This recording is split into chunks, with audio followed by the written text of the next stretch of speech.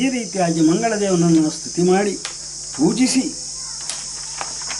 ಮುಂದೆ 4ನೇ ಗ್ರಹವನ್ನು ಬೆಳ್ತಾನೆ. ವಚನ: ಈ ಪ್ರಕಾರವಾಗಿ 3ನೆಯ ಗ್ರಹವಾದ ಅಂಗಾರಕನನ್ನು ಕೆಂಪು ರೇಷ್ಮೆಯನ್ನು ತೊಡಿಸಿ ಕೆಂಪು ಪುಷ್ಪಗಳಿಂದ ಅಲಂಕರಿಸಿ ತೊಗರಿ ಕಾಳಿನಿಂದ ಸಿಂಗರಿಸಿ ಹಾಲು ಬೆಲ್ಲಗಳಿಂದ ಮಜ್ಜನ ಮಾಡಿಸಿ ಸತಿ ಸುತರು ಒಡಗೂಡಿ ಅನ್ಯೋನ್ಯ ಭಕ್ತಿಯಿಂದ ಪೂಜಿಸಿ ಮುಂದೆ 4ನೆಯ ಗ್ರಹವಾದ ಬುಧನನ್ನು ಪೂಜಿಸಿ ಏನೆಂದು ಪ್ರಾರ್ಥಿಸುತ್ತಿದ್ದಾರದಂತೇನೆ.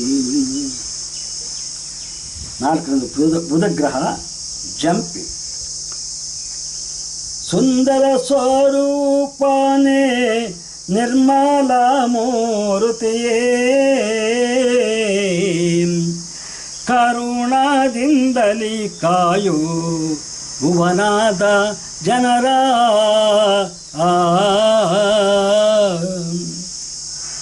ಮನವಿಟ್ಟು ಪೂಜಿಸಲು ಭಾಗ್ಯ ಸಂಪದ ಕೊಡುವೆ ಕ್ರೂರನಾಗಿ ನೀ ನೋಡೆ ಬಾಧೆ ಪಡಿಸುವೆ ಬುದ್ಧಿ ಪ್ರದಾಯಕನೇ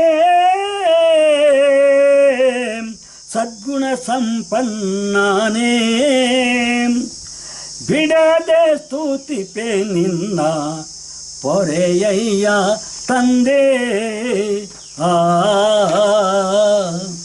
ವಚನ: ಈ ಪ್ರಕಾರವಾಗಿ 4ನೆಯ ಗ್ರಹವಾದ ಬುಧನನ್ನು ಸುವರ್ಣ ಪುಷ್ಪಗಳಿಂದ ಅಲಂಕರಿಸಿ ಕರಿಯ ರೇಷ್ಮೆಯ ವಸ್ತ್ರ ಧರಿಸಿ ತೊಗರಿ ಕಾಳಿನಿಂದ ಲೇಪಿಸಿ ಪೂಜಿಸಿ ಮುಂದೆ 5ನೆಯ ಗ್ರಹವಾದ ಗುರುವನ್ನು ಪೂಜಿಸಿ ಪ್ರಾರ್ಥಿಸುತ್ತಿದ್ದಾರದಂತೆಯೇ. 5ನೇ ಗ್ರಹ ಗುರುಗ್ರಹ ಏಕತಾಳ. ಜಗಕ್ಕೆಲ್ಲ ಗುರುವಾಗಿ ನಮಗೆಲ್ಲ ಗ್ರಹವಾಗಿ ಘನ ಫಲವ ನೀಡುವ ಜ್ಞಾನದಾಯಕನೇ ಸುರರಿಗೆ ಗುರುವೆನಿಸಿ ನಮಗೆ ದೇವಾನೆನಿಸಿ ದುರಿತವನ್ನು ಪರಿಹರಿಸಿ ಕಾಯುವ ತಂದೆ.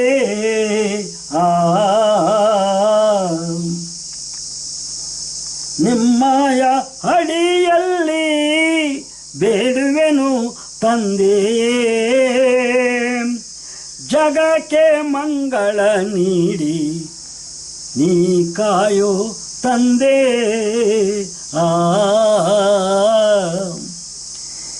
ಈ ಪ್ರಕಾರವಾಗಿ 5ನೆಯ ಗ್ರಹವಾದ ಗುರುವನ್ನು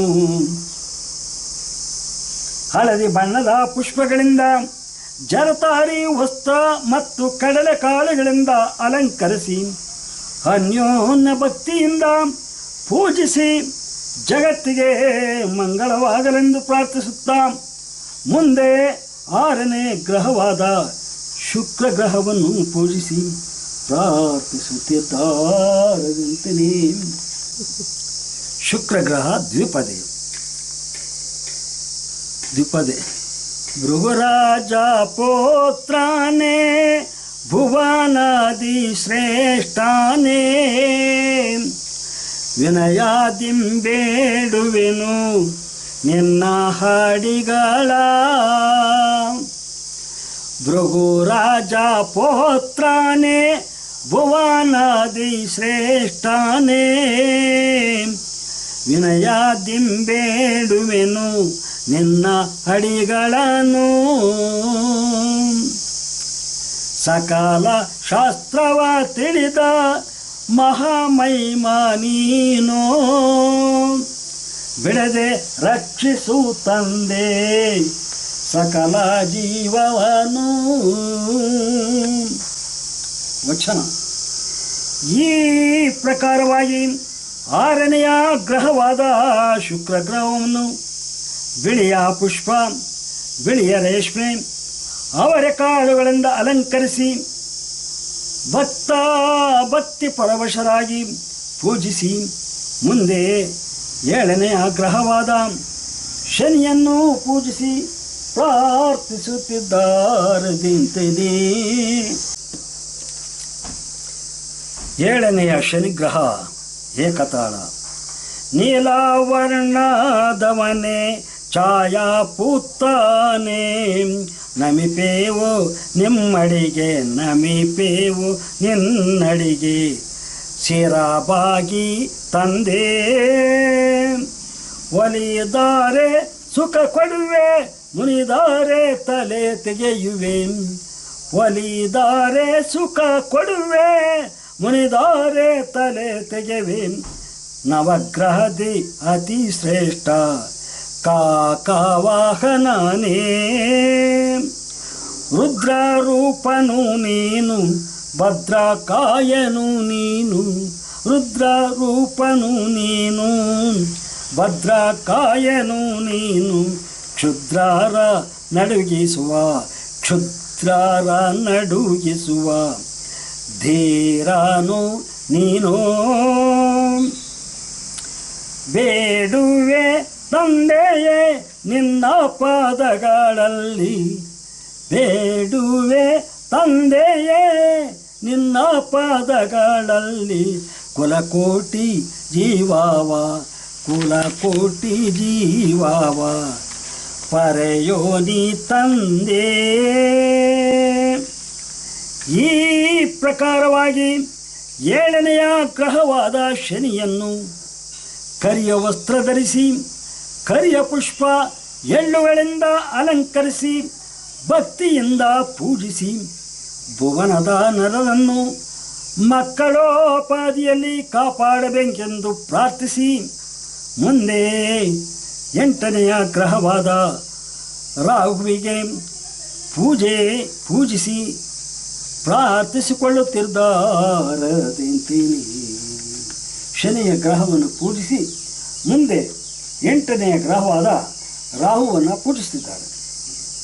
ರಾಹುಗ್ರಹ ದ್ವಿಪದೆ. ಸಿಂಹಿಕ ಪುತ್ರನೇ ಕಾರಳ ಸ್ವರೂಪಿಯೇ, ಪ್ರಿಯದಿಂದ ಸಲಕಯ್ಯ ಧರೆಯ ಜನರನ್ನು.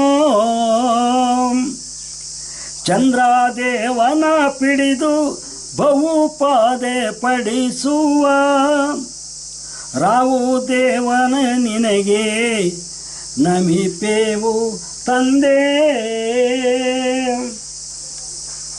ಈ ಪ್ರಕಾರವಾಗಿ 8ನೆಯ ಗ್ರಹವಾದ ರಾಹುವನ್ನು ನೀಲಿ ಬಣ್ಣದ ಪುಷ್ಪಗಳಿಂದ ಬಿಳಿಯ ವಸ್ತ್ರದಿಂದ ಅಲಂಕರಿಸಿ ಉದ್ದಿನ ಕಾಳನ್ನಿಟ್ಟು ಪೂಜಿಸಿ ಮುಂದೆ 9ನೆಯ ಗ್ರಹವಾದ ಕೇತುದೇವನನ್ನು ಪೂಜಿಸಿ ಪ್ರಾರ್ಥಿಸುತ್ತಿದ್ದಾರದಂತೆಯೇ. 9ನೆಯ ಗ್ರಹವಾದ ಕೇತುದೇವ ಕೆಂಪಿ. ಸಂಪತ್ತು ಕೊಡುವೆ ಸಂತುಷ್ಟಿ ಪಡಿಸುವ,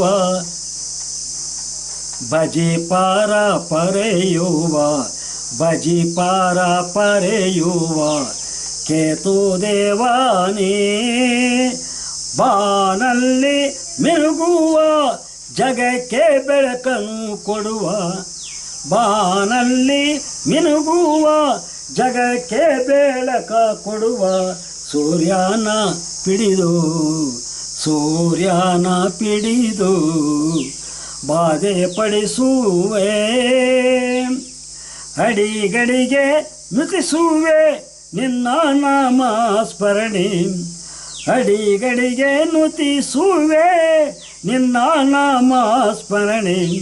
ಬಿಡದೆ ಕಾಯೋ ತಂದೆ, ಬಿಡದೆ ಕಾಯೋ ತಂದೆ ಭುವನದ ನರರ.